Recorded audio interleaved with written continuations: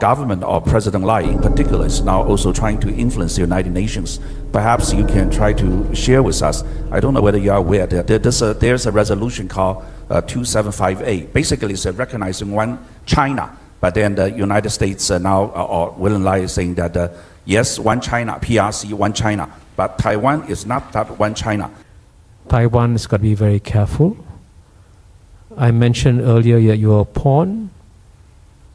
Taiwan will be easily sacrificed in a deal if something can be obtained in return for China. I'm very glad to be back in Taipei again at a very interesting moment in history, because what's significant about our times is that we're probably going to experience greater change in the next 10, 20 years than we have in a long time in human history. Major changes are coming. What I hope to do today is to share with you my view on what these changes are, and also talk about the implications for Taiwan. And I must emphasize that I'm trying to speak to the people of Taiwan as a friend of Taiwan, because as you look around the world and you ask yourself which parts of the world can possibly suffer a great deal as a result of these changes, it's clear that there are some dangerous flashpoints in the world and some less dangerous, or frankly even relatively peaceful areas of the world. And if you had to do a list of some of the most dangerous areas in the world, by any objective calculation, Taiwan comes very high up on the list. So that's why it's very important for the people of Taiwan to understand clearly what is happening, especially in the field of geopolitics. And that's why I believe you call it the Geopolitical Summit. And then we can also talk about how the impact will be also of the US presidential election. So what I plan to do, therefore, in my remarks is to divide them into 5 parts. First part, I hope to try and give you a broad overview of the big structural changes happening in the world. Part 2, I would like to talk about one particular contest, which actually has been mentioned in the opening remarks, that clearly will have an impact on Taiwan, which is the geopolitical contest between the United States and China. And thirdly, I want to discuss a question which I'm sure is at the back of your minds. Who's going to win? United States or China? And fourthly, I'll talk about what impact, if any, will there be on the relative choice of Donald Trump or Kamala Harris in this election. And finally, I hope to conclude by making some suggestions, hopefully helpful suggestions, on how Taiwan can navigate its way through treacherous waters.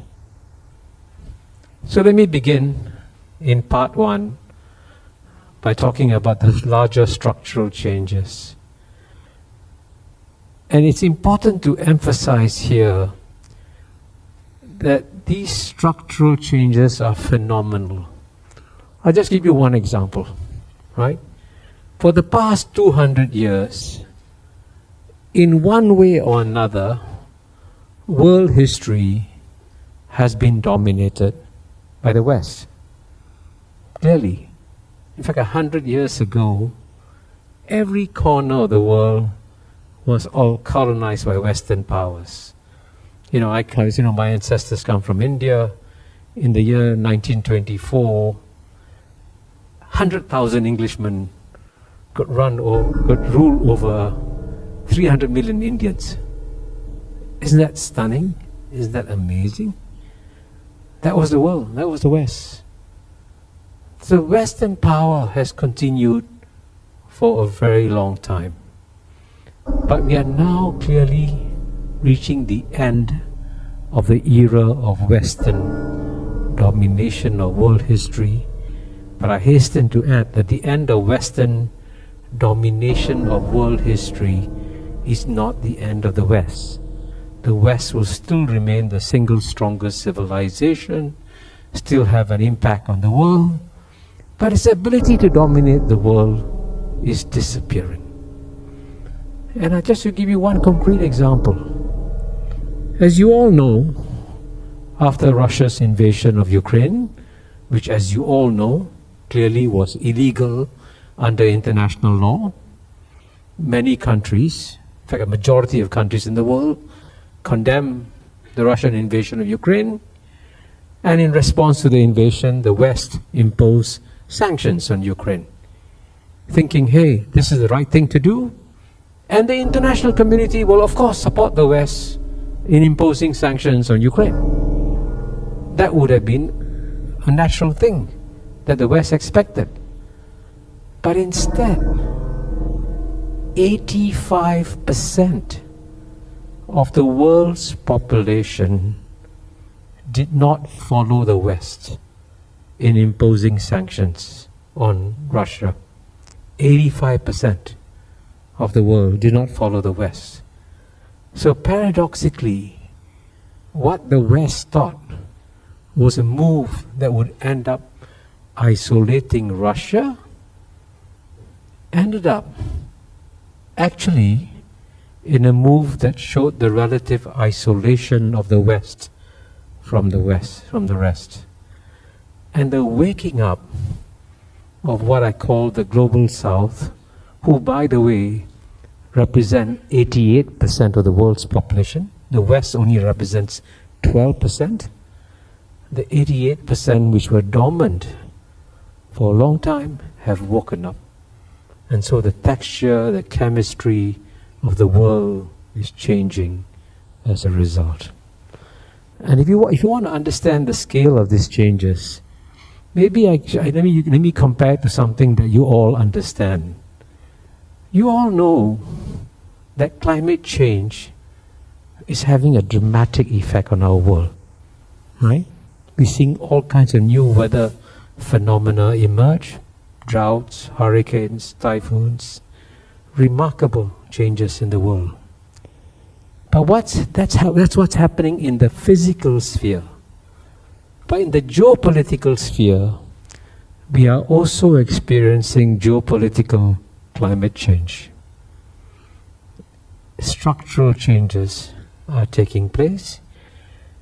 And if structural changes are taking place, the most dangerous thing you could do is to go blind, sail blind, and pretend that the world isn't changing.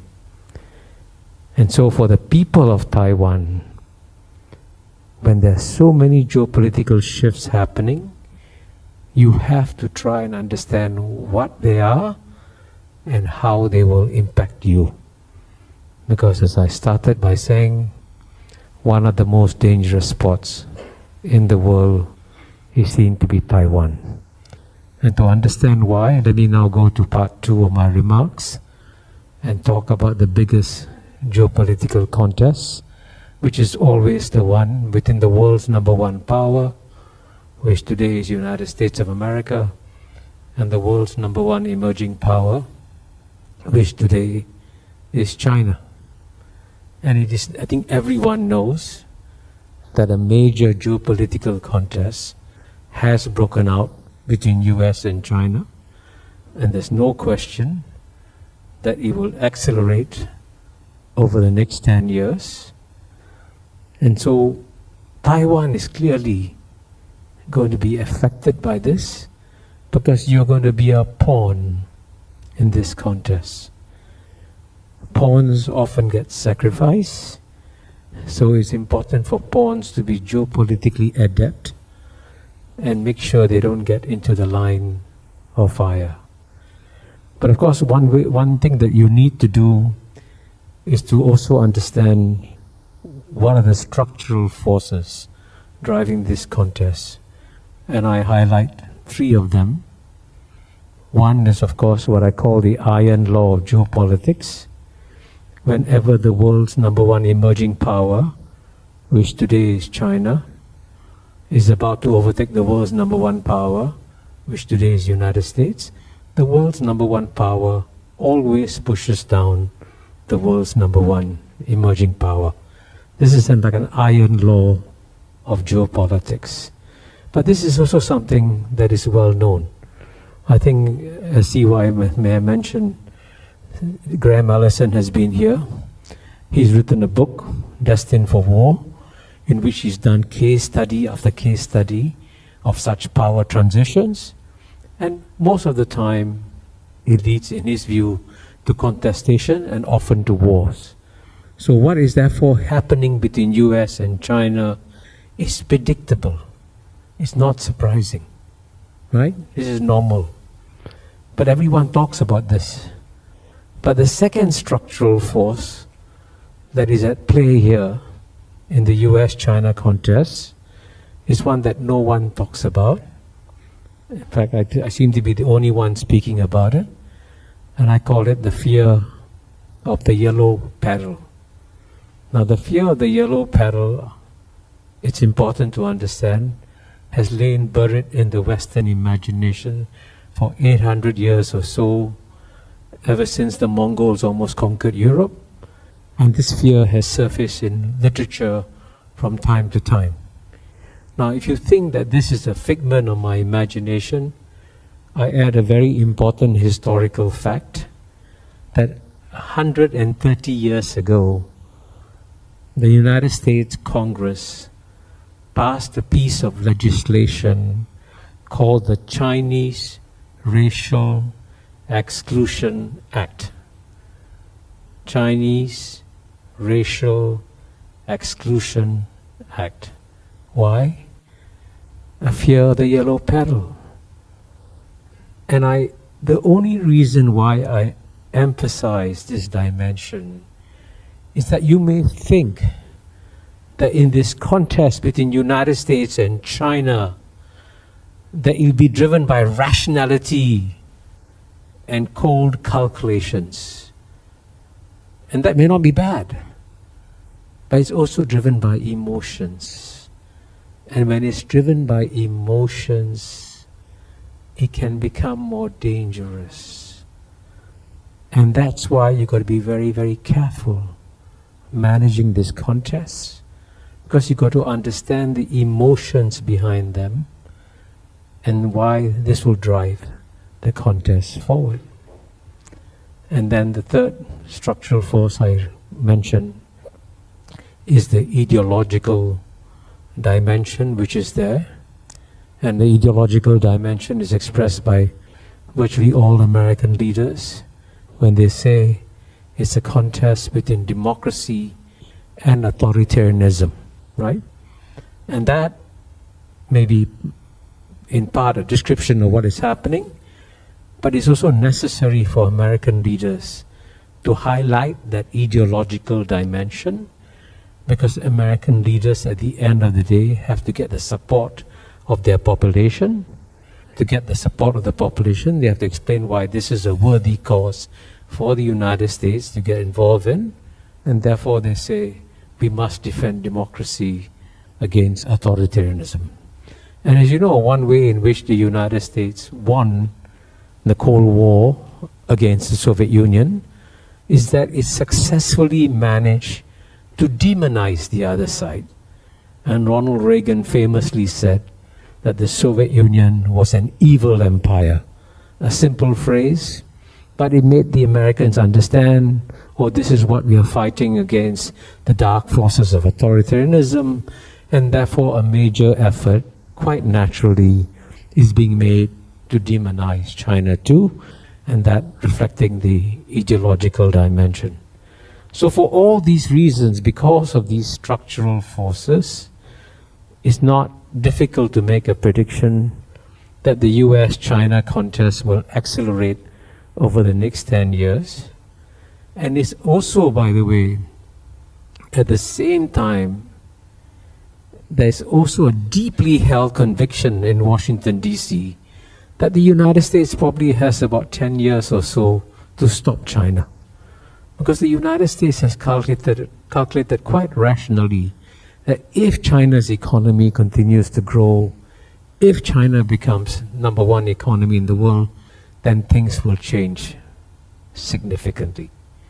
And so if you think you have 10 years, you will step up your measures against China, and that's what we will see.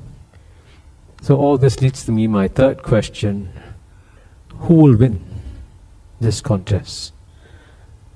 Will it be the United States or will it be China? And if I wanted to be very mischievous, I would actually ask you all to raise your hands. But I won't. I won't be mischievous, because I've done this so many times.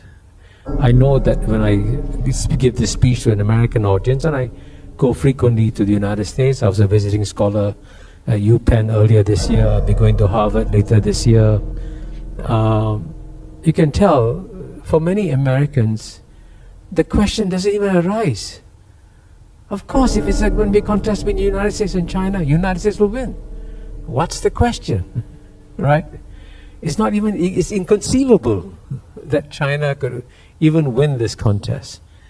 But increasingly, when I give these speeches about US-China to Asian audiences, I find increasingly, to many Asian audiences, the feeling is that it's China that is winning the contest.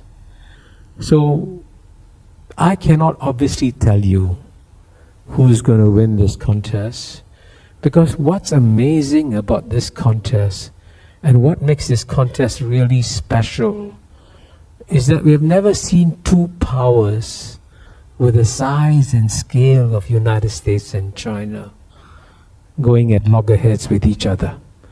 The Soviet Union never came close to overtaking the American economy in the way that China is doing so. So it's different. And both these societies have remarkable strengths. And I'll just mention perhaps three remarkable strengths of China and three remarkable strengths of the United States. And they are strong in very different ways. In the case of China, if I had to list three remarkable strengths, the first one I would mention, which is an obvious one, that it represents the world's oldest continuous civilization. Some say 5,000, some say 4,000 years old. But there's no question that China is the world's oldest continuous civilization. And if any civilization has shown its resilience over a long period of history, it is Chinese civilization. So when Americans say, oh, this is a contest between the United States and the Chinese Communist Party, they get it all wrong. The Communist Party is a new element in the Chinese landscape, but Chinese civilization is an eternal feature of China. So that is the contest that the United States is undertaking. And the second advantage that the China has is that its leaders are among the most motivated leaders in the world, because they all remember still vividly the century of humiliation that China suffered from 1842 to 1949. So quite often, when the West takes actions against China, many in the West are not even aware that they're reviving memories of the centuries of humiliation. And the more you revive the memories of the centuries of humiliation, the more you motivate the Chinese leaders to struggle even harder. And I can tell you that when Canada, in my view, unwisely detained the daughter of the founder of Huawei, I thought that was a huge mistake, because that's what you're going to do. You're going to remind the Chinese of the century of humiliation. And that motivation is a very powerful force in China. And the third remarkable strength that China has, as we all know, and it's strange that I should be saying it as an Indian to an audience which is primarily Chinese, that the Chinese are remarkable, resourceful people. So what they have accomplished in the last 30 to 40 years of growth is absolutely amazing. Now, as you know, right now, as you and I speak, there's a consensus in the Anglo-Saxon media that the China growth story has peaked. China cannot grow anymore. That is being bogged down by the real estate crisis, dampened business sentiments, lack of foreign investment. China growth story is over. And you know, anyone who has any sense of history will say that you just cannot switch off the energy of 1.4 billion people after the energy has been ignited. Even if the Chinese economy slows down for a few years, and it may slow down for a few years, its long-term growth trajectory is real. So I don't believe that the China growth story is over. So these are the forces driving China. Now at the same time, the United States also is a remarkable society. And it is still the most successful society since human history began. What it has accomplished is amazing. And but the interesting thing is that it does so in ways that are very different from China. So the first remarkable strength that the United States has is that within the United States, you have an amazing process of Darwinian contestation in American society in every sphere. In politics, in economics, in culture, in every sphere. And this Darwinian contestation that goes on daily creates individuals who are amazingly strong. And that's why the United States can constantly create world-beating corporations, because it's a result of individuals constantly contesting each other. And of course, I'm sure you saw some of the contestation this morning in the debate between Donald Trump and Kamala Harris. But it's that process of contestation that makes America such a strong society and keeps it going. And the second remarkable strength that United States has is that if China has access to 1.4 billion resourceful people, United States has access to 8 billion people.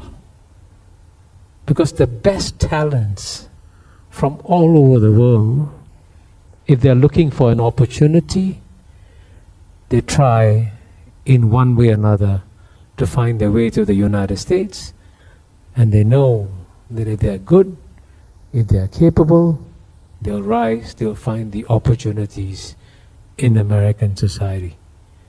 And that's why United States, in the United States, some of the largest corporations, in fact some of the largest corporations, not just in the United States, but largest corporations in the world, are run by people who are not born in the United States. So the head of Google, Sundar Pichai, was born in India. The head of Microsoft, Satya Nadella, born in India. So you have this incredible talent, and that's something that China cannot replicate. So that's a competitive advantage that the United States has. And the third remarkable strength that the US has is that it has a remarkable culture of innovation. You know, that's why in the leading fields, it's always Americans that come out with breakthrough advances. And we've seen this just recently in the field of AI. And until 2-3 years ago, I remember people telling me, oh, China will have an advantage in AI.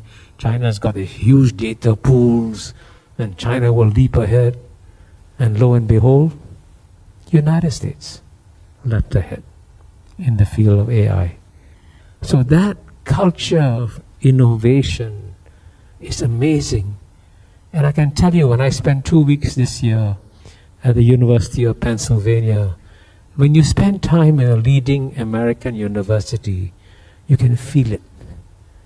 You can feel it. You can feel this drive, determination to excel and to do well. So these are all remarkable strengths, which is why future historians, when they look back at our time, will be amazed, because they're seeing this contest between two remarkably strong and powerful societies. And so it's anybody's guess as to how it'll evolve. Now, so all this brings me to the next question.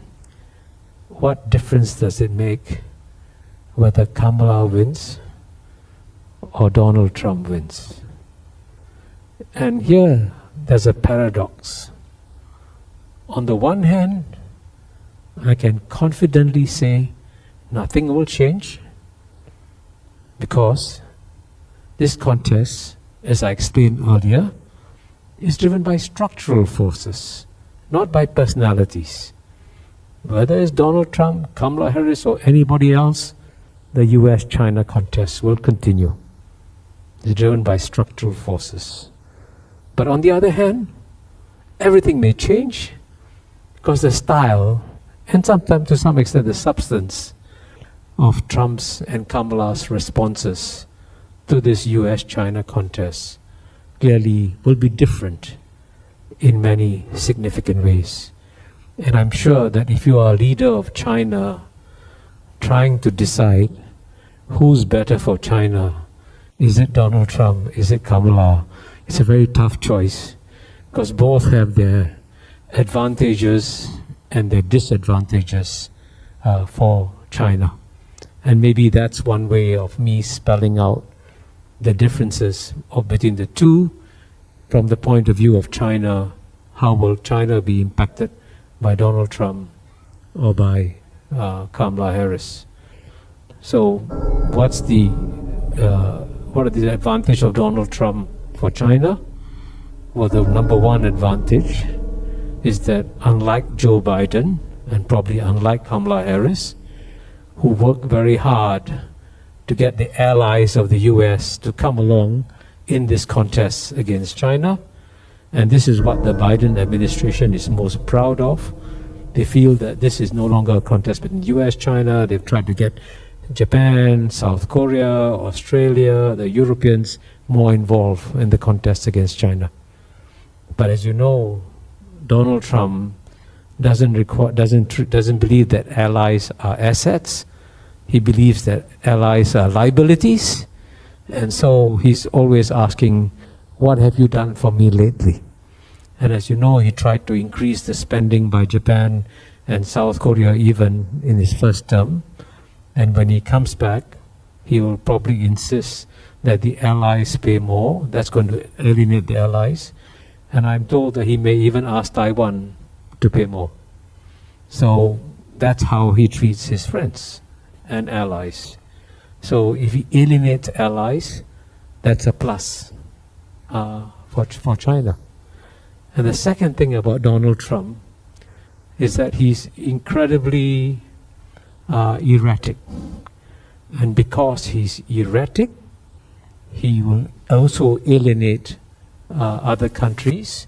And in contrast between an erratic Donald Trump and a predictable China, countries will say, okay, I'd rather work with a predictable China than with an erratic Donald Trump. And so that's also a plus.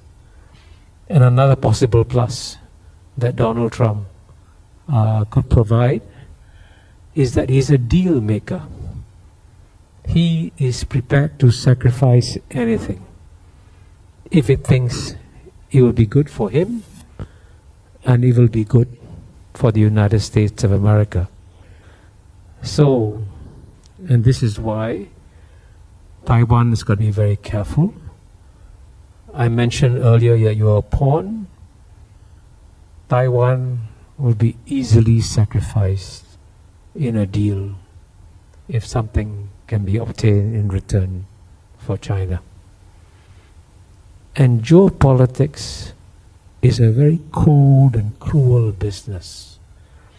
Countries have been sacrificed, territories have been sacrificed consistently in geopolitics if you're not careful. And Donald Trump will have no hesitation. I mean, as you know, even in his first term, even though South Korea had been a very strong and close ally of the United States, he didn't even consult South Korea when he decided to go to North Korea. That's the kind of person he is. So that may be an asset. But of course, Donald Trump also poses dangers to China. Because, as you know, his Secretary of State in his first term was Mike Pompeo. And after Mike Pompeo stepped down, I understand he came to Taiwan to give a speech here. And in that speech, he recommended that United States should recognize Taiwan as an independent country. Now, Mike Pompeo is sophisticated enough to understand that that's a declaration of war. I'm surprised he recommended it. But if the United States was to recognize independent Taiwan as an independent country under Donald Trump, then Taiwan will be at war. So you can see, therefore, Donald Trump, why China may not be too enthusiastic about Donald Trump. Now, in the case of Kamala Harris, clearly she's much more predictable, and you can expect to have a continuation of the policies of the Biden administration towards China. The pressure will be there, but it won't be erratic. It'll be predictable, and China can manage that predictable level of pressure. Kamala will, of course, keep the allies on board. That will be a disadvantage clearly for China. And Kamala, of course, will keep up the pressure on Russia and Ukraine, and she said so in the debate today. So in that sense, she will be just effectively a continuation of Joe Biden, but of course with a lot more energy and drive than Joe Biden had. So you can see from the Chinese point of view, there's no clear preference within Donald Trump and Kamala Harris, and they will live with whoever is elected by the American people. So finally, I see I have about 3-4 minutes left. What should be the wisest thing for Taiwan to do? I think it's extremely important for Taiwan to be aware that at such a dangerous time like this, you've got to be very careful with what you do. I know that there are people in Taiwan who believe that what will be good for Taiwan is independence of some kind. that would be dangerous under any circumstances, but it would be especially dangerous at a moment like this. Because if you walk into a room full of gas and you light a spark, you get a major explosion. So people who are pushing for independence have to understand the dangers. And there's also one paradox here. The goal of pushing for independence is to have greater freedom of action, to be able to do more things that you think you can do if you're independent. Effectively, though, if Taiwan pushes for independence, Taiwan is going to become more and more isolated globally. Because right now, one of the great benefits of being a Taiwanese is that you have a passport that is recognized and accepted 150, 160 countries around the world. But just imagine, if you push for independence, you force countries to decide, do I want to recognize Taiwan as independent? I guarantee you this. The majority of countries will not recognize Taiwan as an independent country. This is a geopolitical reality. So what you do, therefore, in pushing for independence is to lock yourself up into a small jail and throw the key away. Now, this may be a beautiful island to live in, but your capacity to travel and to engage the world will be diminished, especially now, because it's such a dangerous moment in history. I also know that people here who believe that perhaps you could go to the UN and get some support in some way or another. Having been an ambassador to the UN for over 10 years, I can tell you that UN ambassadors are incredibly astute in their understanding of global geopolitics. They know what needs to be done. And they also know, many of them, if you force them to make a choice between China and Taiwan, there is no choice for them. Their ties with China have gone up by leaps and bounds, right? Take trade between China and Southeast Asia. In the year 2000, trade between US, China and ASEAN was only $40 billion in 2000.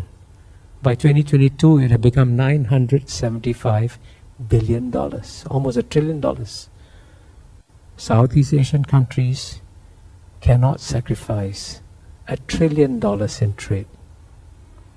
A country like Brazil, that's far away. It took Brazil 20 years ago, 1 year, to export $1 billion to China. Now it takes Brazil 60 hours to export $1 billion to China. And you're asking the Brazilians, choose. So therefore, it's very important, if the people of Taiwan want to preserve the peace that they have had, you must understand what a complex, difficult geopolitical environment is arriving your way. Please be extremely alert. Please be extremely careful, because if you're not, the consequences can be very painful.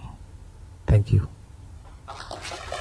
Good afternoon, ladies and gentlemen. I'm C.Y. Huang. It is my great honor and pleasure to moderate this session of a panel discussion. We just heard two excellent and outstanding speeches from two outstanding gentlemen, Professor Kishore Mahbubani and Professor Su Qi. And I think that gave a lot of lesson. And but this afternoon session, we have another guest who is a female, and she's equally outstanding. most probably knowledgeable, capable, and charming lady I've known for a long time, Joanna Lei. And she, some of you might know her on the YouTube or some other program. She is a commentator, both domestically and on international occasion on geopolitical issues. So and this morning, I was amazed because we had an indoor, closed session, and Joanna was at the one hand participating in our panel, the closed-door discussion. On the other hand, following the U.S. presidential debate, and at the end of the session, she gave us a summary of the presidential debate. So that truly demonstrates that she is indeed a 女超人, a Wonder Woman. And then she is, if you think Kamala Harris is any good, then you have the Taiwan Kamala Harris, Joanna Lei. May I asking you to say a comment, about what you just observed on the first half. Thank you. And thank you. When Paul invited me, he gave me a mission impossible. That is to say something smart, succinctly, in 10 minutes after two great minds. So in 10 minutes, I would try to do, hopefully, something that would add a little perspective to our discussion today. When we heard Kishore and Suchi, they clearly laid out the world we're in. And I'd like to just add another perspective, which is geo-economic rather than geopolitical, and hopefully that will bring our discussion to a full circle on what we are really observing. So for 10 minutes, I have some quick presentation for you. Next page. Next page. If we look at today, next page and the next page, the 2 pages are, am I to control myself? Who is going to help me? Maybe you can help me, just 10 minutes. If we look at the world today from a 500-mile perspective, there are 2 very clear wars in the world. One involves Europe, another involves the Middle East. Next one. And both will have huge impact, like Kishore is saying, will have huge impact in our world and in the world order. Next page. So let's take a look. In addition to just having a tug of war point of view of how US and China are divvying power, let's take a look at a possibility that US-led world order is now at a bifurcation point. There are 2 different forces pulling the world. There are 2 polarizing forces. One is the traditional USA plus, which is geopolitical. You have something like NATO and the TPP and so on and so forth. Another one is a new emerging force, which is PRC-led. PRC plus, which is primarily geo-economic. One relies on geopolitical might, another relies on geo-economic influences, such as the Belt and Road Initiative, and so on and so forth. By definition, when you talk about geopolitical influences, it has to work in a mutually beneficial way. It has to work in consensus. And this new way of looking at the world, 2 different forces polarizing the world, will have a more diverse view on how the world may evolve. So now take a look at the 2024 election. In the United States, you may take Kamala or Trump in terms of their perspectives and how they plan to use government budget. So one would primarily focus on military and security, another would probably focus on social issues and so on and so forth. This morning we heard Kamala said what she intends to spend in terms of building back a middle class. But all of this will also have a huge impact on the already terrible deficit, which is about $35 trillion. And that particular deficit has some components. One is you have huge mandatory spending, Social Security and healthcare. Those are mandatory spending. Then after the mandatory spending, you do debt service and you have some discretionary spending. So where would you spend the discretionary spending would have a lot to do with the rest of us in terms of the world. And they would also have differential impacts on the United States domestically. Some would impact the rich, the haves, and some would impact the have-nots, the middle class to lower middle class. So let's tie everything together. Yesterday, Peter Peterson is one of the foundations that I look at all the time. They issued a recent analysis from the Penn-Wharton budget model saying that the expected program by Kamala would increase the U.S. deficit by 1.2 trillion in the next 10 years, and the program by Trump would increase the deficit by 5.8 trillion in the next 10 years. So this is an economic perspective. This will impact how America can and would execute their geopolitical or geoeconomic programs. Next page, please. So I'm trying to lay out some more complicated things to make your life more interesting. In addition to the existing Pax Americana, which we all understand has a world order or the rule-based order primarily decided by the United States, the world is evolving into a multilateral order, and at least there are two major factors. One is the regional and multinational associations or alignments are getting increasingly more powerful, starting from RCEP to BRICS, to G20, to Shanghai Cooperation Organization, and to other regional organizations in the Gulf, in Africa, in Americas. So the regional forces are coming back, and by definition, it's the beginning of a multilateral order. The other one is the emerging hub and spoke alignments, not only with the United States as the hub, but also China as the new hub, which is the geoeconomic order. So the world is now a little bit more complex. The next page. Let's make it even more complex. There are new drivers moving our world forward. Technology and manufacturing capacity is changing, especially for digital AI migration, for the EV and the entire energy transformation, and the next frontiers. Nuclear fusion, quantum computing, space, and deep space, all of these are moving in front of our eyes. Then the second new drive is the world trade and new capital market is changing. It is increasingly flattened, and with a stronger platform-based economy, especially in the digital side, you would have the value redistribution. By that I mean, when you look at China price, China standard, and China platform, you would gradually have a world in which the resource provider, the manufacturer, and the branding companies, initiatives, will gradually ease and shift the distribution of price and the distribution of value. The last one, very quickly, is you still have huge challenges, the existential challenge to human beings. Global warming, the pandemic, all showed us in that new world, the lessons learned from the COVID, is that we need to work together. We cannot be separated. We cannot imagine that we can separate the world and still resolve all these new challenges, the existential challenges to human beings. So next page. But there is a very clear inequality in distribution of wealth and inequality in distribution of value. This is the top 10 companies in the world by market cap. And I also added Tesla, though it's the 11th. In the top 10, you only have Saudi Arabia's Aramco, you have Berkshire Hathaway, and TSMC in the top 10. So the others are all American-based companies. Next page is even clearer. This is the multiplier effect of Wall Street.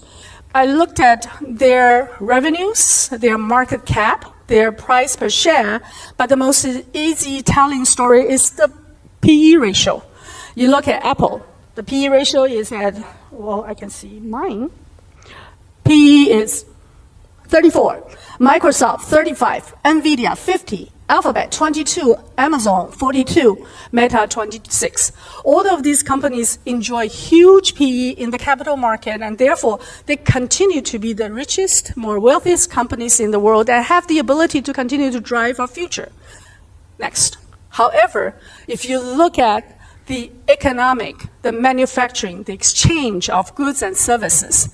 While America believes that they can separate the world in giving you tariffs or sanctions, this chart was done by, the next one. This chart was done by economists who calculated the interdependency. The blue one has a over 40% interdependency with China. And China, of course, doesn't have interdependency with itself, so it's yellow.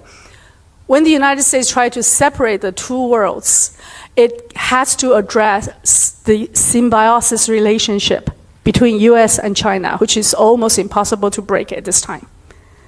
Next page. Ladies and gentlemen, we have heard two brilliant minds, and I'm trying to just add a little bit of geoeconomic forces currently at work. So my last three questions are to the brilliant minds and to the floor. With the two wars still in progress, can or how can Asia remain as a safe haven? Because Kishore kept saying we're living in the Asian century. And people sometimes branded him as pro-China. And I always think of Kishore as someone who is pro-Asia. And I think that's the best title for you. You believe that we don't have to follow the path of Europe, which now actually lost its autonomy or any hope of autonomy with the Ukrainian war. So can Asia be different? How do we get out of this bind and not be dragged into yet a third front? And would the safe haven different with the Trump perspective, which would be more militarily and security driven, or a Harris administration, even though Harris also showed extremely strong attitudes towards China must not be number one in the world, and they are unanimous in that consensus. The second question is for my own curiosity. While I promote geoeconomic forces as the new order and believe that it would eventually, quote unquote, eventually overtake the primacy of geopolitical forces. Because if you look at the world, political elites always believe that they can dictate the world, while economic elites and the world they created become our way of life. So eventually, geoeconomic order may overtake the primacy of geopolitical order. However, all the signs in our recent history seem to be on the opposite side.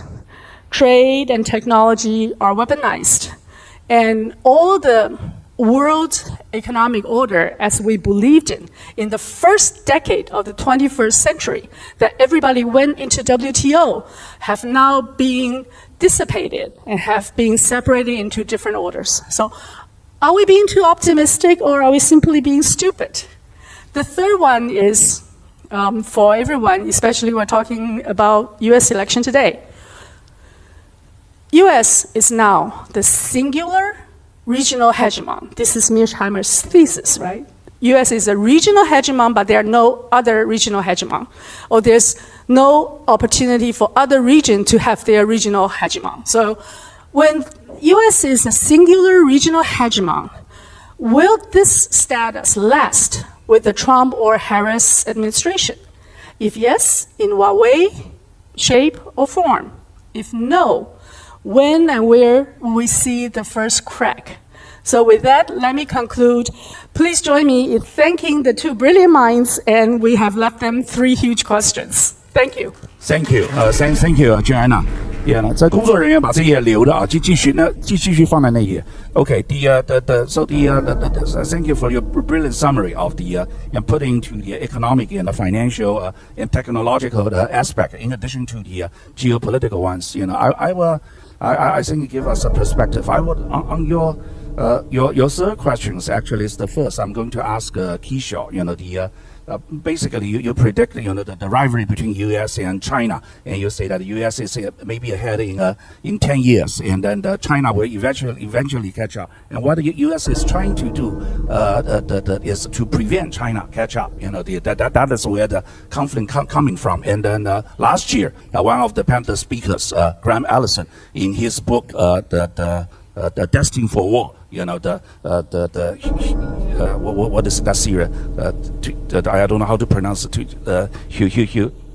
Thucydides' theory. You know, so the Destined for War. You know, but so back to this. You know, what is the end game? You know, what can you analyze for us? What is the U.S. trying to do at the end? Keep knocking China down, and what is China trying to do? And Xi Jinping recently said that he has no intention for become a superpower. He said Chinese is peace loving. You know, they have relations with a lot of other countries. They don't try to impose its own value to other countries. So maybe you can share some light with us about what U.S. trying to aim in the end. What is China trying to aim in the end?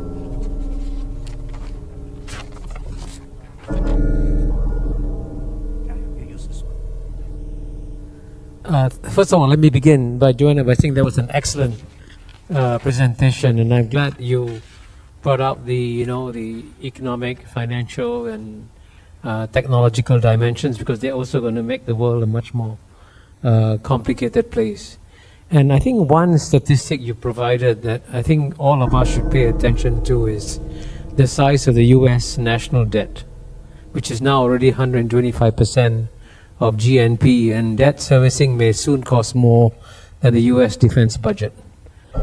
And that will also eventually have geopolitical implications, because if the American people get tired of having to pay for this debt, and they have to choose between cutting down on internal commitments and external commitments, logically, the American people will say, we will keep our internal commitments, our social security, our entitlements, and we will cut our external commitments. And that, I think, will be Taiwan's nightmare 10 years from now. Because all of the policies, many of the policies of Taiwan are predicated on the basis that you will have the eternal support of one superpower. But that eternal support may not be eternal, may be time-bound. And if it goes away, which is a realistic possibility, what is your plan B? Any country, every country in the world at a time of changing geopolitical, environment, you must have a plan A and you must have a plan B. Because if you only have plan A and it doesn't work and it crashes, then is a prescription for trouble. I think that's what your presentation brings up. Now, in the case of what is the ultimate goal of United States and China? Against China. And that's why I wrote my book, Has China Won? And I wrote the book, you mentioned that I'm perceived to be pro-China. I'm actually pro-Singapore. And I'm trying to help both US and China navigate a better outcome. And in my book, Has China Won? It was Henry Kissinger who gave me the main insight, which is that the United States has launched a contest against China without first working out a comprehensive long-term strategy. So there's no clear end game of the United States. And essentially... But now they have a strategy. They want to prevent China becoming number one. That's their strategy. No, they have an attitude of wanting to prevent China from becoming number one. They don't have a strategy that spells out, I will do A, B, C, D, E, and then that will stop China from becoming number one. So, and that's what Kissinger is implying. If you just impose tariffs, any economist will tell you that when United States impose tariffs on Chinese products, China doesn't pay for the tariffs. American consumers pay for the tariffs. And the deficit hasn't gone down, right? So it hasn't worked. The efforts to stop China's technological development cannot succeed. And in fact, even the economists came out with a cover story saying China is today a scientific superpower. So where is your strategy? What you have to, if you have a strategy, you got to document. In the case of the Soviet Union, it was successful because the United States cut off the Soviet Union from the rest of the world. And the Soviet Union then collapsed. China, and I'm glad you used the word geo-economic, China is more integrated with the rest of the world than the US economy is. So the United States cannot isolate China. So, there's no clear practical goals that the United States has identified for itself. And as a friend of the United States, I would say, you don't have a game plan.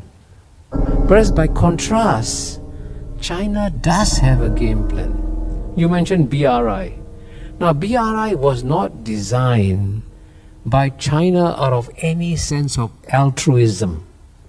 China wasn't going out there with a big heart trying to save the world. China was doing something that is in China's long-term interest.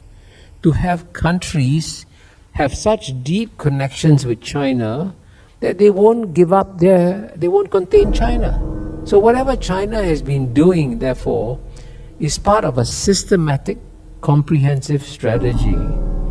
And the United States, as of now, doesn't have a matching strategy.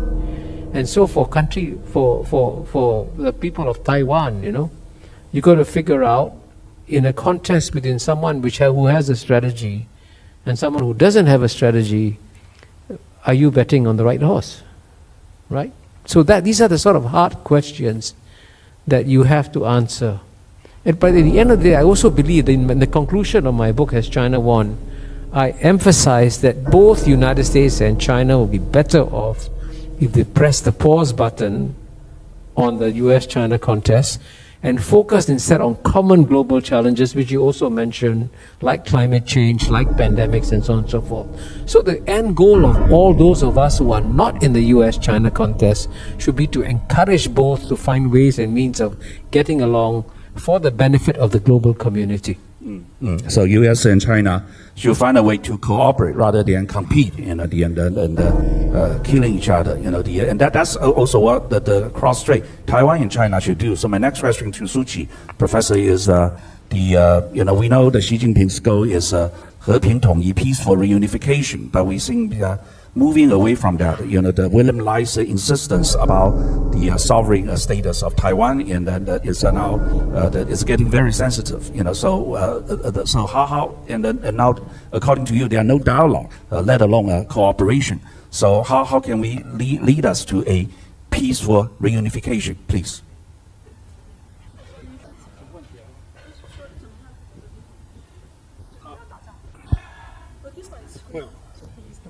麦克风打开了，可以讲。As I said in my PowerPoint, there are only two peaceful ways to unification, and one is already dead. 靠近。One is already a dead end, and the other one is U.S.-China, and that depends more on U.S. and China. So I want to go back to Joanna's first question. That has to do with your question too, because without the U.S. now holds the key. U.S. is always the driver in U.S.-China relations. U.S. is still the superpower, the driver of the world, not politically and economically. There's no doubt about that. And of course, peace in this region. So I think the question to ask is not what kind of policy, as your question, what kind of policy either one will take. The question is necessarily in this order. First, who is going to win? Harris or Trump? Secondly, by what margin? This question is oftentimes ignored, neglected. Third, what policy he or she will take. So this is the third question. But I think we should start from the first question. Who will win? Frankly, I don't know. I don't know. I don't want to pretend that I'm expert. I'm not. And I don't even want to venture to guess. But what I do know is the second question, unfortunately, right now, is more important than the first question, because the guy or the lady who wins will have to win big in order for the country, for the U.S., to return to normal life. If not, if Trump wins big or loses big, the U.S., my hunch, will plunge into some sort of disorder. Let me explain. The previous election, Trump lost by 3 million popular votes. And he claimed that, all these 3 million are voted by the illegal immigrants. So next time, if he loses again, again by small margin, let's say 3 million, or maybe a little bit more, he would say again, once again, my victory is stolen by Democrats. And his crowd would rise up in arms. There are 300 armed militias in the U.S. right now. 200 of them are Republican inclined, and 100 is Democrat inclined. And out of the violence committed in the last 3-4 years, again, 2/3, according to U.S. police report, 2/3 are by the Republicans, armed militia. So if he wins, if he loses by small margin, U.S. will plunge into chaos and all over the country. I cannot predict where. So and we don't have even talked about policy, because this question would consume our energy for quite a few months. And if he wins by small margin, and let's assume Democrats will take it lying down. I'll live with it. Too bad. We accept the result. Then it's okay. If not, if the 100 armed militia inclined toward Democrats, if they would rise up somewhere, also it's a smaller scale violence. But if not, if the Democrats take it lying down, and Donald Trump will be very much a lot of people in the U.S. now calling him a dictator, and I agree. He will be a dictator because he will be untouchable. He would be an Iron Man, political Iron Man, 钢铁人. Nobody can touch him, because he has brought together all the Republicans, all the people who were moderate before, they either kicked out or they gather around him. So this time I look at his campaign. The discipline shown by his campaign team is much better than previously, which means his control of his people is much more solid than before, which will go into his administration. He will not be treated as a child by McMaster, by Mark Milley, and the type. They treat him as a child. They need supervising by the adults. So he will be the adult. And again, if he happens to win one of the houses or the Senate, he would be even more powerful. Most importantly, the judiciary is 7-2 in his favor in the Supreme Court. So out of the three powers, he would have at least two. At least two. He will be dictator. He can do anything he wants. So what he will do, I think most likely he will, quote unquote, reform the federal government. I happen to have found a footnote. It's a small footnote in a very thick book. I happen to see it. It's done by it's a Bloomberg opinion survey, which asked 12,000 federal officials who donated to 2020 campaign. Asked them, whom did you donate to? 84%, guess what? 84% to Biden, and not to Donald Trump. No wonder Donald Trump always suspected that there's a deep state. There's a deep state in federal government. 84%, not surprisingly. So at the same time, Democrats control media. I would estimate at least 85% of the media, and academia, most of the elite universities, and entertainment, Hollywood, in the medical,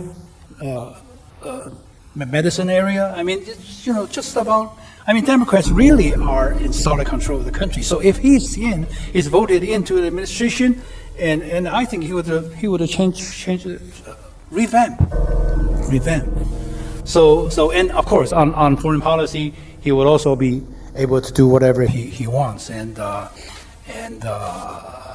so the margin counts. But the problem with Donald Trump is that he just may, according to my understanding of the U.S. military, he just may split the U.S. military. It may sound surprising to most of you. U.S. military is a very disciplined, hardcore, seasoned, battle ready, and all that. But it just so happened in the past few years, not that long, 10 years, maybe 15 years, the war, aside from war fatigueness, there's a racial issue. So the whites, most of the white soldiers in the military are from the red states, the Midwestern. Like J.D. Vance is a good example. I mean, they had no hope. Only 4% of those white boys, poor white boys, have a chance to get into the large cities. And like JD Vance, most of others stay in their hometown, jobless, drug abuse, and violence and all that. So those go into the military is the only salvation.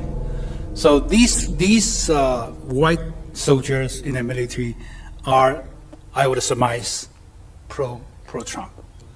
Unfortunately, the black and Latinos, to less extent, Latino men are half Republican, half Democrat, and Latino women are more Democrat than Republican.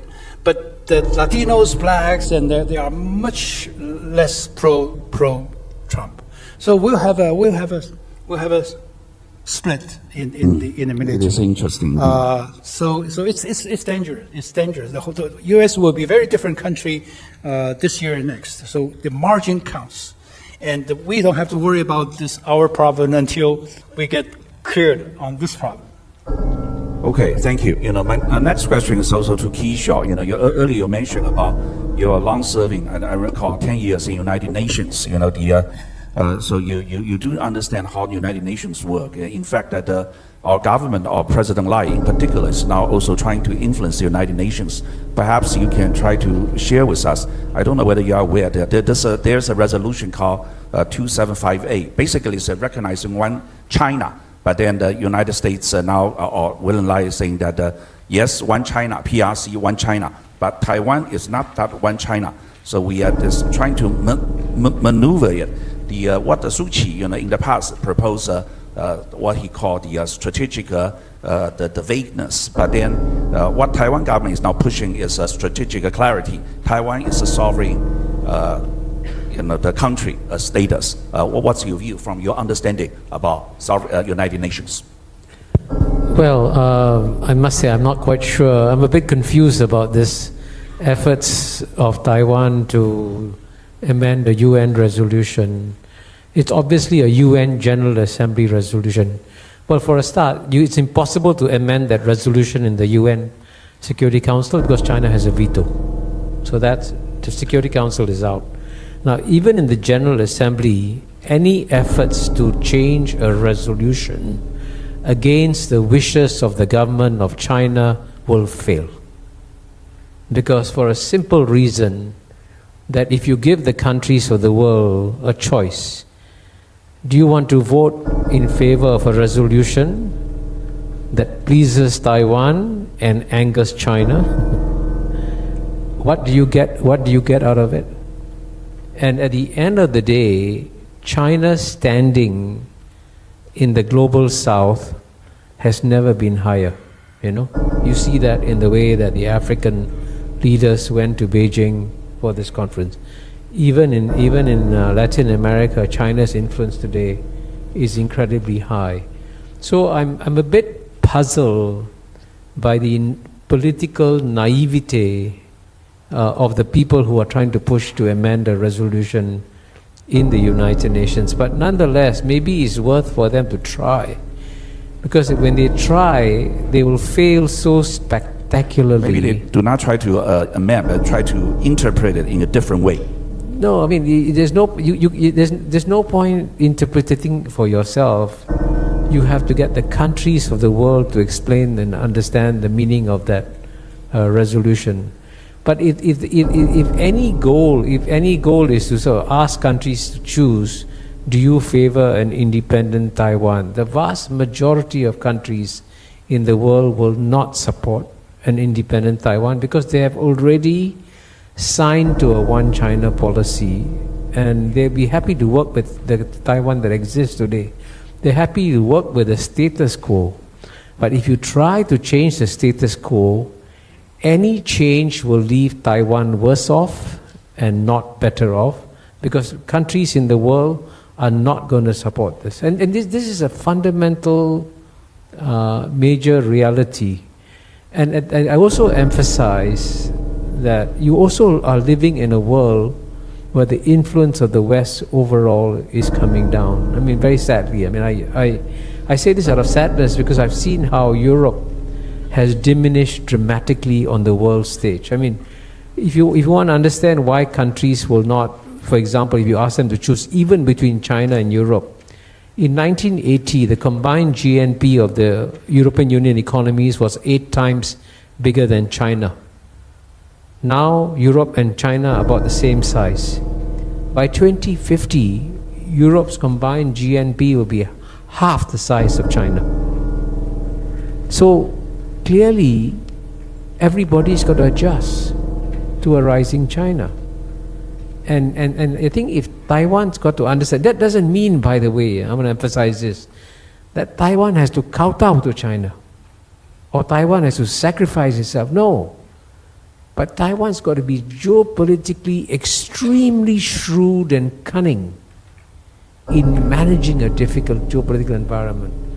And any kind of political naivete is very dangerous for the people of Taiwan. You must understand the real state of the world as it is, and not as a state, not the kind of, you cannot afford to have wishful thinking in geopolitics. And by the way, if just as an aside, let me mention, you asked about what Asia's geopolitical future also here. You know, most people in Taiwan are not aware that one key reason why there has been no major war in East Asia for 45 years is because there's an organization called ASEAN, Association of Southeast Asian Nations, that has done a remarkable job of being able to convene all the great powers to come and attend ASEAN meetings every year. And then ASEAN provides the opportunity for everyone to talk to each other. And this is an incredible contribution by ASEAN to the peace of Asia. And the sad part is, most people in Taiwan don't even know this. But this is your geopolitical environment. You must understand what are the forces that can lead to a war. We are excluded. We are not in RCEP. We are not in CPTPP. Yeah. But I think, but this is where you got to understand the forces that are at play. Following on that, very interesting. You mentioned Southeast Asia, ASEAN, and I myself, in particular, the organizer of the event, set up a organization called SIA, Southeast Asia Impact Alliance, and a lot of things not only happen in cross-strait in Taiwan lately, but also more so in Southeast Asia, in particular Philippines, South China Sea. So there are people seeing now that what's happening in South China Sea probably is even more dangerous than Taiwan. Do you want to comment on that? People say maybe some war or whatever confrontation going on there, and then and also we are in the conjunction of U.S. election, and then it's the things out of control, and the U.S. is too busy on its domestic election, cannot control it, and Taiwan may be in danger. What's your view? Well, I would say that the South China Sea, there are some potential problems. There have been skirmishes. You've seen the skirmishes between China and the Philippines. Although I want to add a very important point here. Neither China nor the Philippines has fired a gun, which is very significant, This is something you must notice. The weapons that are being, you showed us the pictures of Ukraine, you showed us the picture of Gaza. How would they look if they use water cannons instead of real cannons, right? So the reason I emphasize that dimension is that the Asians know how to exercise restraint, and they have exercised restraint in that area. So South China Sea, there are challenges, but again, remember that we've had these challenges for several decades now, and China has had difficulties with Vietnam, Malaysia, Brunei, Philippines, and until recently, there were no incidents. There is, but I can tell you that in the back room, there is a lot of diplomacy going on. A lot of diplomacy. And the most distressing statistic that was given by Suu Kyi is that you used to have 20 channels of communication with China, and now you have 0.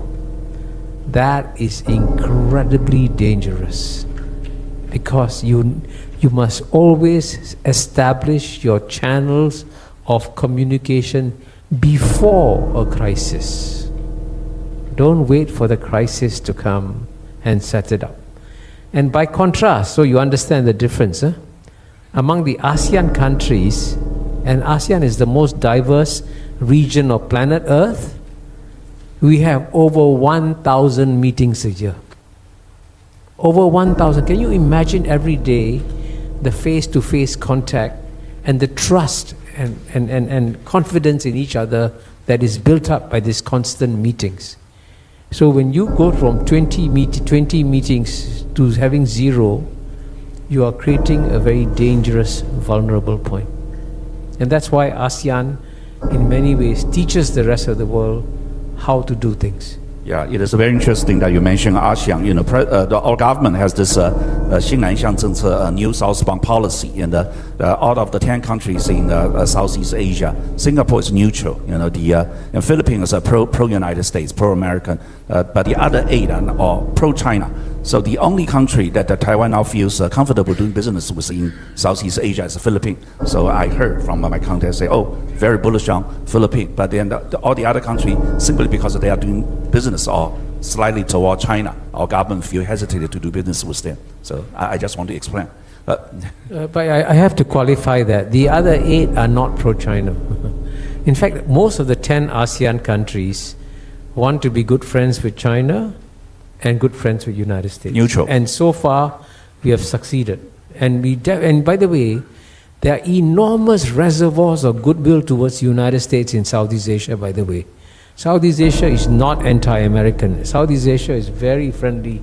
In fact, when American congressmen and senators come to visit Southeast Asia, they get a very warm welcome. Now, in the case of the Philippines, you must also remember that when they had President Gloria Macapagal Arroyo, she was pro-China. When they had President Aquino, pro-US. They had President Duterte, pro-China. President Marcos, pro-US. So, you know, when you have when you have a country that swings like that, it can create some confusion. So I actually tell my Filipino friends that in geopolitics, you must work out a consistent bipartisan policy. And the wisest people in Southeast Asia, wisest country is Vietnam. Because in Vietnam, they have a saying that to become a leader of Vietnam, you must be able to stand up to China and you must be able to get along with China. If you cannot do both, you cannot be a leader of Vietnam. And that's what the countries in Southeast Asia also are trying to do. So, you know,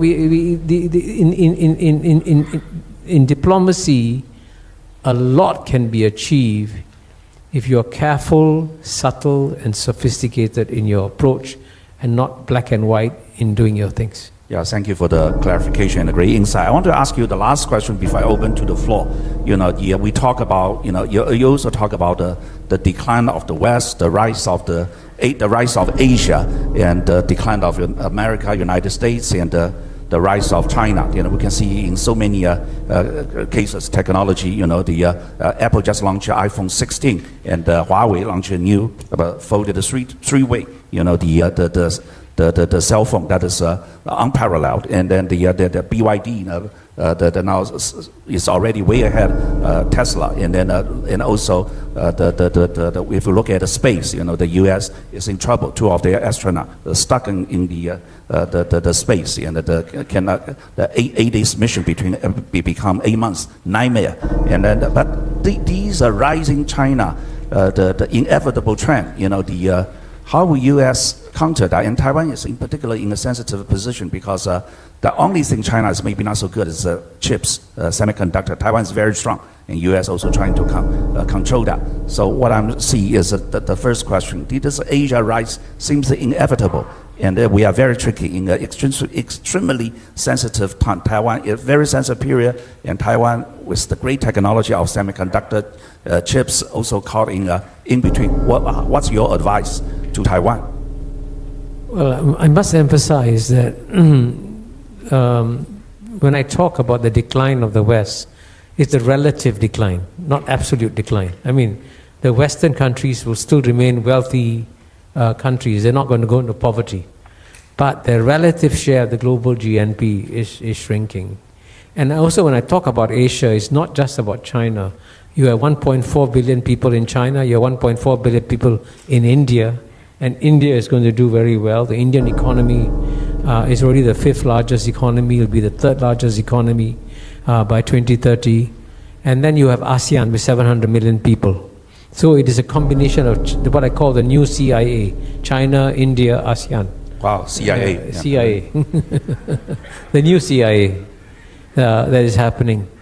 And so on your question of technology, it's very clear that TSMC must retain the trust and confidence of the US government. Very important. Because, if you lose it, then people in Washington, D.C. may advocate crazy options. You had the former presidential candidate Vivek Ramaswamy. I'm sure you know what he said. He said what the United States should do, if in case China invades Taiwan, the United States should bomb TSMC, destroy it completely so that China gets nothing. Now that's a very irresponsible statement by an American leader. But it shows you, therefore, how you got to be geopolitically sophisticated. And in the case of TSMC, because the United States regards it as so important, you have to retain the trust and confidence of the United States. But on the other side, I've said this in an article which I published with the former president of Hong Kong University of Science and Technology, Tony Chan. All the efforts to stop China's technological development cannot succeed. Because China has shown time and again that when you try and stop China, China overcomes it. They tried to stop China from having nuclear weapons. China developed its own nuclear weapons. United States refused to cooperate with China in outer space. China set up its own international space station. And as you can see, right now Chinese astronauts can travel out and back more easily than American astronauts can, which is quite a remarkable change. So in this game, therefore, what we need to do is very gradually and slowly persuade American policymakers that all their efforts to try and stop China are not going to work. Instead, what we should all be doing is learning to work with a new China that is strong and powerful. And the good news is that at this stage, the Chinese leaders are happy to work with the rest of the world to create a rules-based multilateral order that will work in the interest of all powers, including United States, including China, including Southeast Asia and everyone else. So we still have the opportunity to have a better world if we press the pause button on the US-China geopolitical contest. Thank you so much for the good advice. We're now open to questions. We have an extremely intelligent, inquisitive audience here. Anybody would like to please raise your hand. 工作人员准备好麦克风，看看问问题。We have anybody would like to ask questions? Yes, Paul. 前面麦克风在前面，工作人员跑过来。I would like to ask a question to Kishore. Okay, you are Indian, living in Singapore, Singapore citizen. I would like to ask a question. What do you view on China and India in the future? Okay, it seems to me they are not get along very well, and a lot of border incidents. Okay, what's your view? Do you think that China and India will get along in the future, or it is because U.S. is pushing India against China? Thank you. Well, I can tell you that I share your concern, Paul, about the future of China-India relations, because China-India relations today, they're not bad, they're very bad. Unfortunately, relations were quite good until about, I would say, 4.5 years ago. They were both, in fact, the two leaders who had spent more time meeting each other was the Prime Minister of India, Modi, with President Xi Jinping. But unfortunately, there was an incident in June 2020 in Galwan. at the border between China and India where Chinese and Indian soldiers died. And that has set back relations between China and India quite badly. But having said that, I think both sides also realize they have to keep their relations stable. So for example, even though there are no bilateral meetings between the Chinese leader and the Indian leader, they meet regularly in multilateral settings. So they meet at meetings of G20, they meet at meetings of BRICS, Brazil, Russia, India, China, South Africa, BRICS. So there are ways and means. So I think as of now, especially after the election of Prime Minister Modi, now I think both sides are going to try and see if they can stabilize the relationship a bit. India and China will never become close friends, but if they can just have a normal working relationship, then I think that would be okay. That's the best you can aspire to have. 有没有下一个问题？请举手。We have the next. Oh, at the end， 最后面，刚才戴眼镜那位先生。对，对，就这位先生。麻烦您站起来，让他能看到。Well, I have a question for Joanna.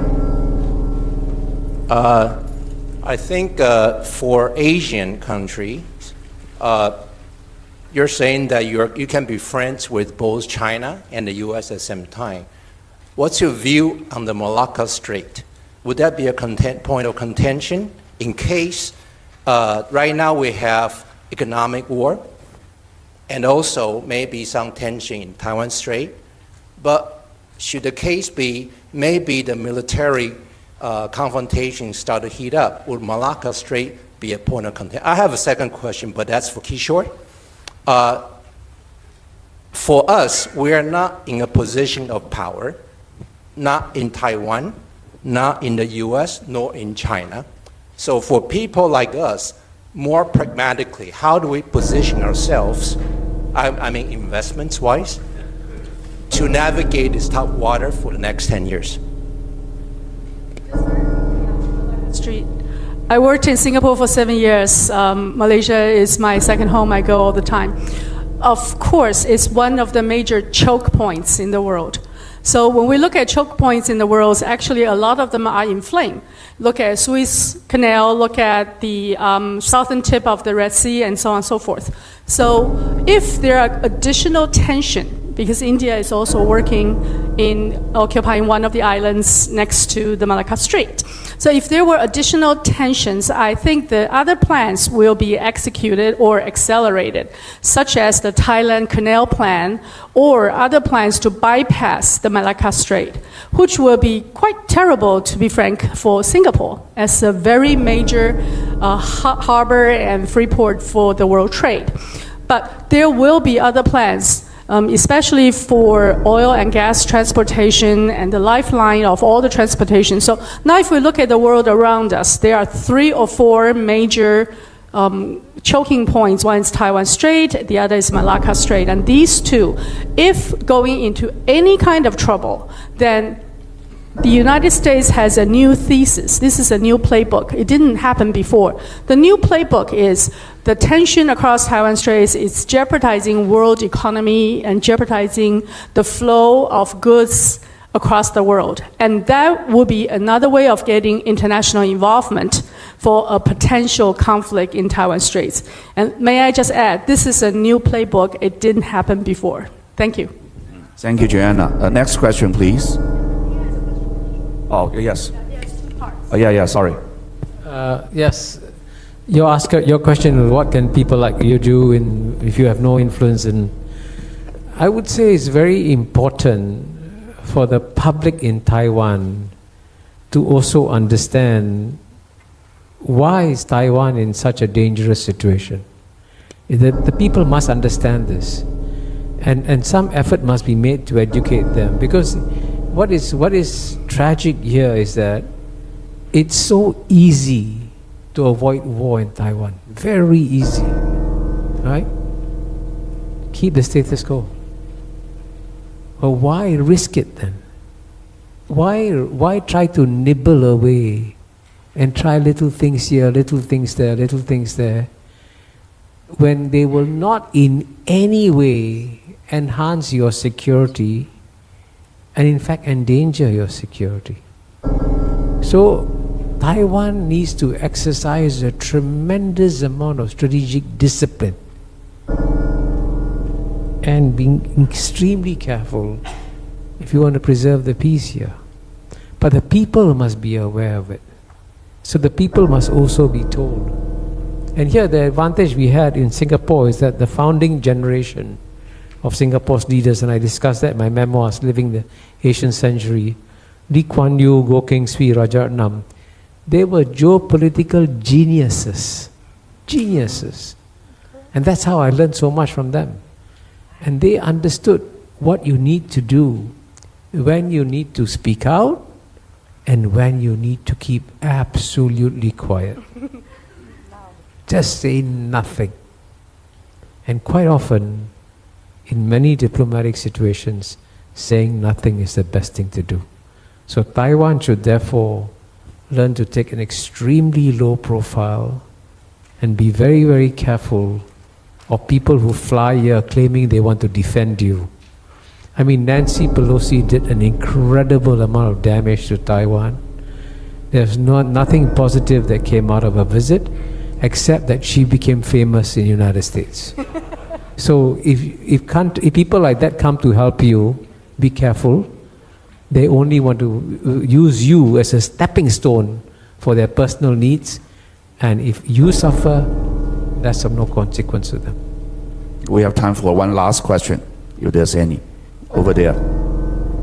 前面这边拿麦克风过来，工作人员。Yes, I have a question for Mr. Mahbubani.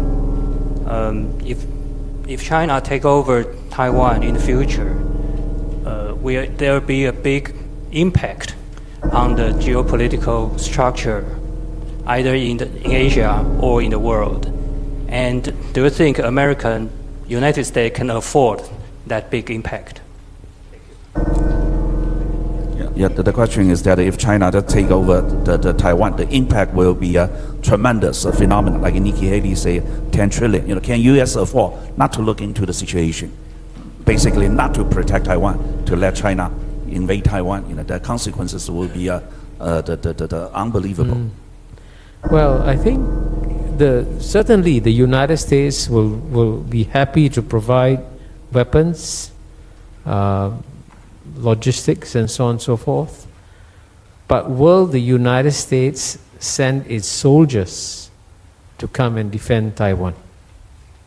And up to now, there has been a very clear implicit understanding among all the nuclear powers that their soldiers will not confront each other on the battlefield because there's a danger of escalation leading to a nuclear war. And even in the case of Ukraine, there is actually a UN General Assembly resolution condemning the Russian invasion of Ukraine. So the Russian invasion of Ukraine is illegitimate under international law. If the United States may want to try and support Ukraine directly, but they understand very clearly that if they put US soldiers fighting Russian soldiers fighting American soldiers, it will lead to escalation and maybe a nuclear war. So since China is a nuclear power and the United States is a nuclear power, the likelihood of American soldiers coming in is very, very low.